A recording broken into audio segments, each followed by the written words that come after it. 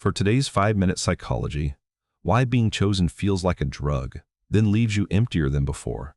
The strange part is that the people who choose you the least are the ones you want the most.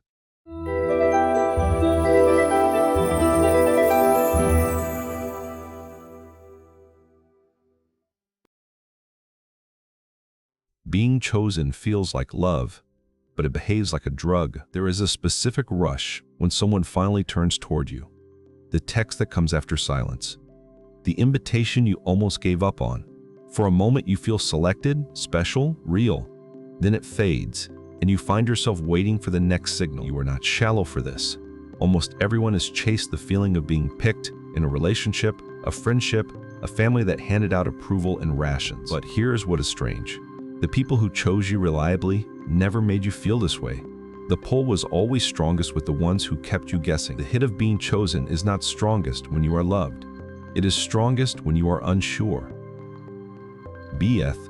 Skinner proved that unpredictable rewards create the most compulsive behavior. This is what the psychologist B.F. Skinner called intermittent reinforcement. In his experiments, an animal rewarded every single time would relax and slow down.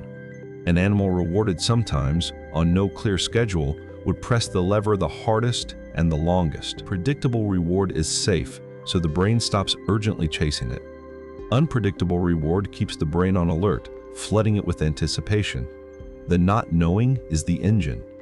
This is the variable ratio schedule, the same pattern behind slot machines. When someone chooses you sometimes, withdraws, then chooses you again, they have placed you on that schedule without either of you naming it.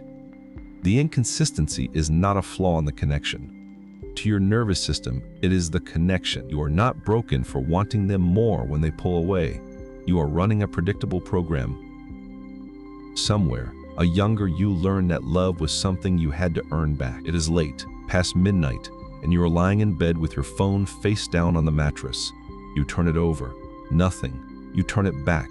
5 minutes later, you check again, telling yourself you are not really waiting. Inside, a quiet voice says, maybe if I had said less, they would have written back. Underneath the waiting is a belief that sounds like, I am only worth something when someone confirms it. Most likely, this began early, in a home where warmth arrived unpredictably, where you were sometimes the favorite and sometimes invisible, and you learned to read the room for signs that you were back in favor. That was not weakness. It was a child solving the puzzle in front of them. You did not become someone who waits by accident. You were trained, gently, by people who loved you in rations. There are 3 signs you are chasing a reward, not a relationship. Signal 1, your interest spikes when they withdraw. When they go quiet or pull back, your longing gets sharper, not weaker. Their distance is what lights you up. Signal 2, you perform to be picked. You curate yourself, soften your needs, time your replies, and quietly audition for a reaction. You are managing how you are received instead of simply being received. Signal 3, the relief never lasts. When they finally choose you, the high is brief, then the anxiety returns and you start waiting for the next sign. The reward never fills the hole. It only resets the timer. If the wanting peaks when they pull away, you are not in love with them. You are hooked on the not knowing.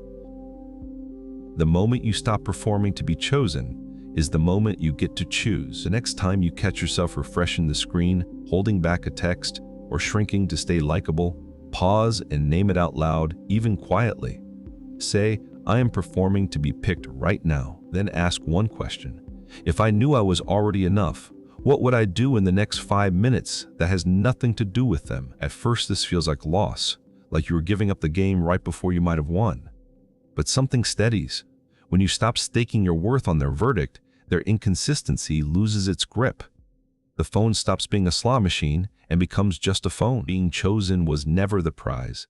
The prize was a sense of worth. You outsourced to someone who kept it on a timer. Stop auditioning for people who only sometimes clap.